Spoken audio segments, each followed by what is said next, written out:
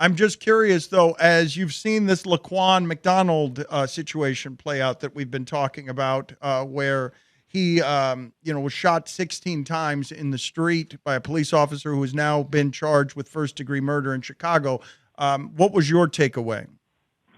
I mean, it just feels like nothing's really changing. We see a lot of black men getting killed by the police, and I'm just hoping something changes. And we talked about the Black Lives Matter thing, and that's the one thing that we were talking about. Everybody thought that we were talking about black people killing black people, but we're really talking about just the normal things that shouldn't be getting done. People that should be protecting us, and the police is one of them. And at the end of the day, every month we find out another black man is murdered, and I feel like that's a form of terrorism too.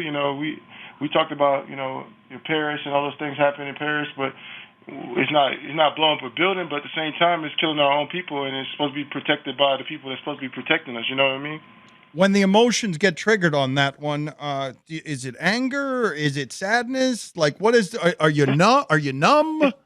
It's a little bit of all three. I mean, you anger because you feel like this shouldn't be happening, and you know it shouldn't be happening, but it's the same things that have been happening since the '60s, the '40s, the '20s, the '10s. It's the same things that black people have been dealing with for a long time, and police injustice and social injustice, and it's something that we're hoping that change. And then after a while, it happens so much that you turn on the TV and you see it happen, and you're just like, oh, just another day.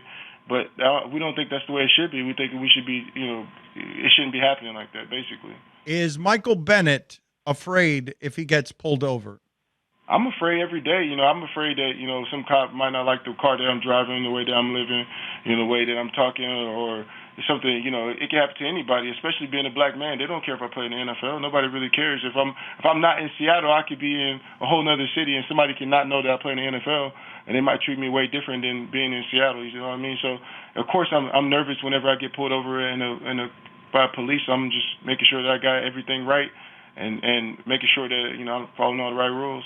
So are you extra? Are you someone who is more polite than he would ever be in any context when around the police? Like I more? think every black man has to be a little bit more conscious and a little bit more and be more polite, because they're dealing with what they're dealing with. Being a black man in America is obviously kind of is dangerous sometimes, but it's also great. But at the same time, you got to be cautious and make sure that being polite so they don't take it the wrong way.